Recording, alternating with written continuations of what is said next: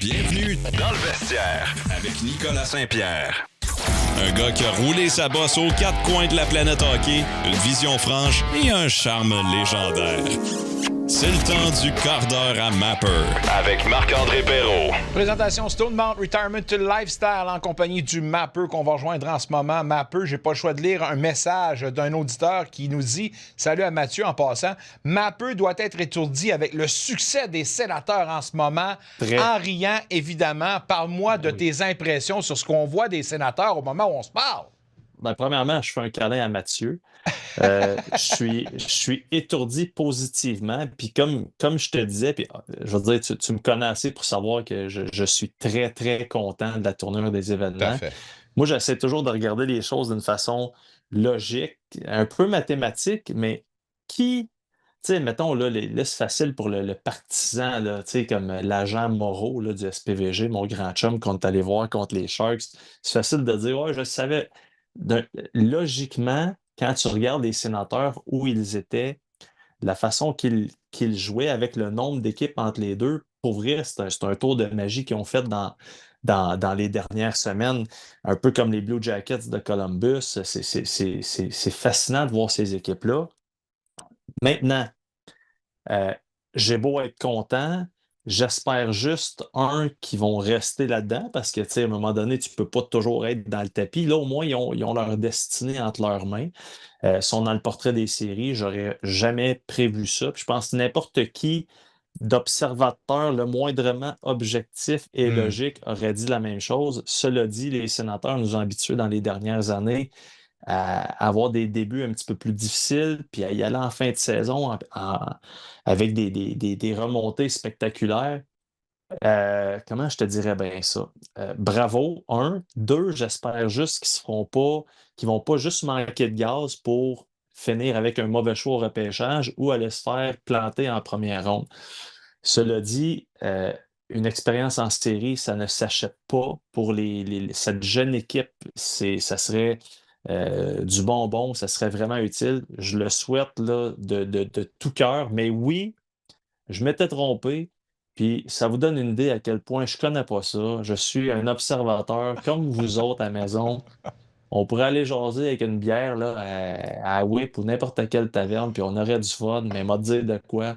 Chapeau au sénateur. Puis, comme je te dis, je suis allé les voir contre les Sharks il y a 2 semaines.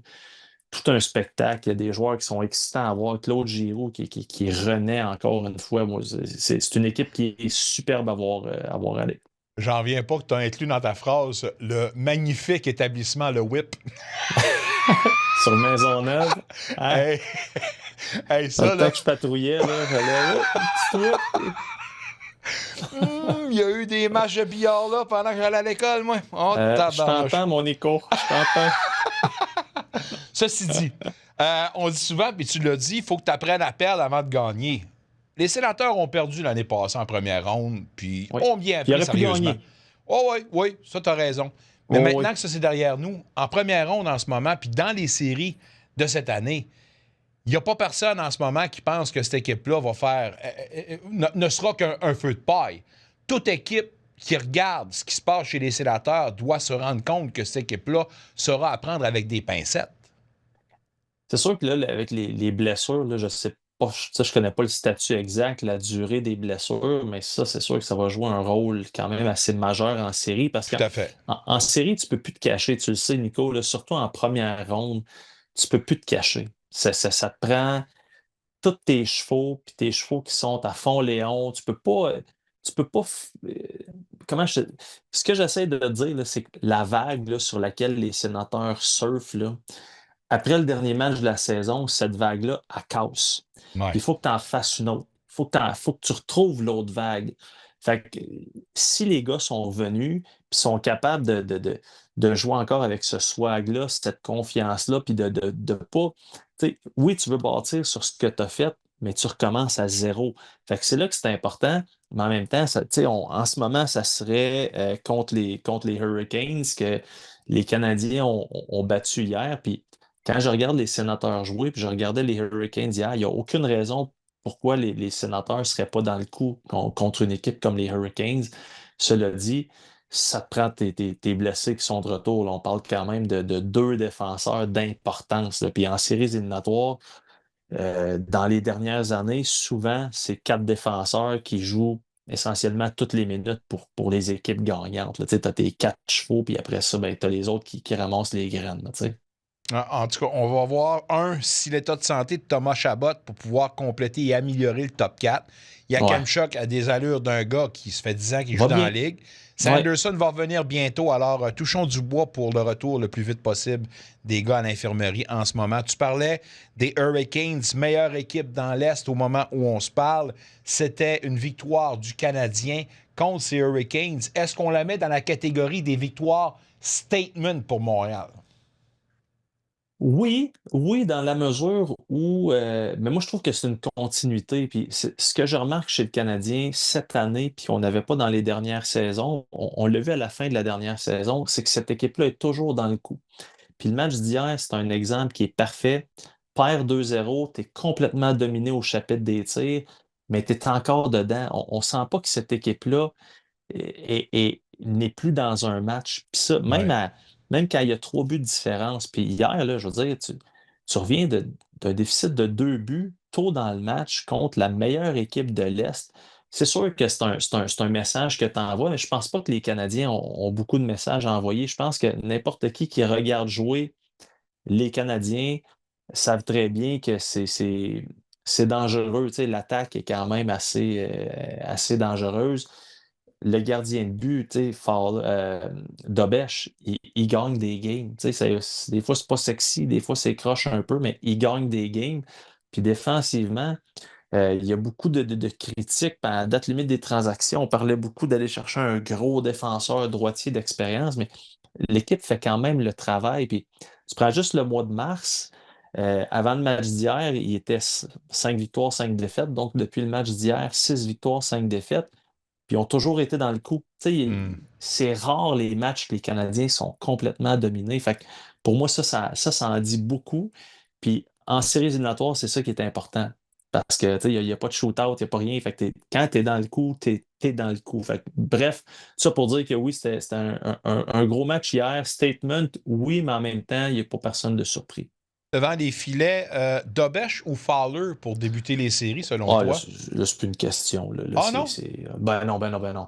Je pense que là, on a établi que c'était Dobèche. Je pense qu'il est quoi? Il est 20. Là, je veux juste pas te dire de niaiserie.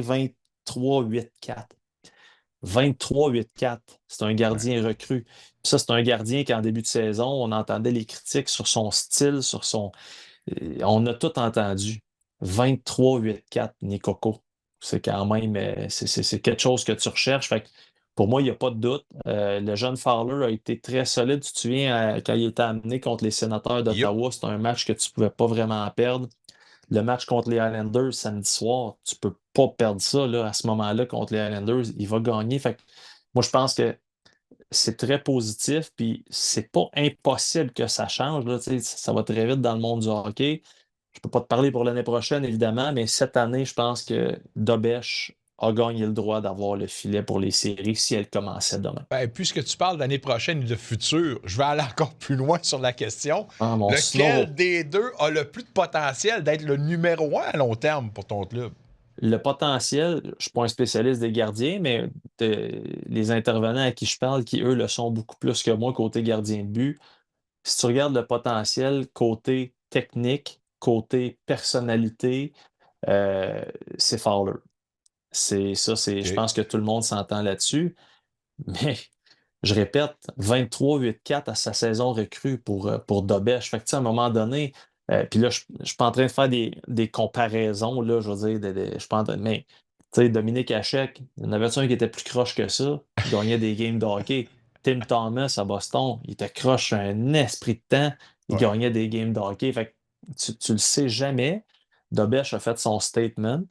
Puis lui, à chaque fois d'ailleurs, qu'il entendait des critiques là, sur où se faisait demander t'as-tu hâte d'être le goaler numéro pas t'as-tu hâte d'être le goaler numéro 1, mais t'as-tu hâte d'être établi, qu'on reconnaisse, tu sais, il disait, hey, moi je gagne des games, qu'est-ce que je fasse de plus? Parce qu'il se faisait questionner sur son style ou sur la façon des fois qu'il s'était croche, il disait, hey gang, je gagne des games de hockey. Fait que c'est un excellent bon point. Mais pour répondre à ta question, d'un point de vue là, vraiment technique et froid, c'est sûr que Fowler a le edge, mais ça peut changer.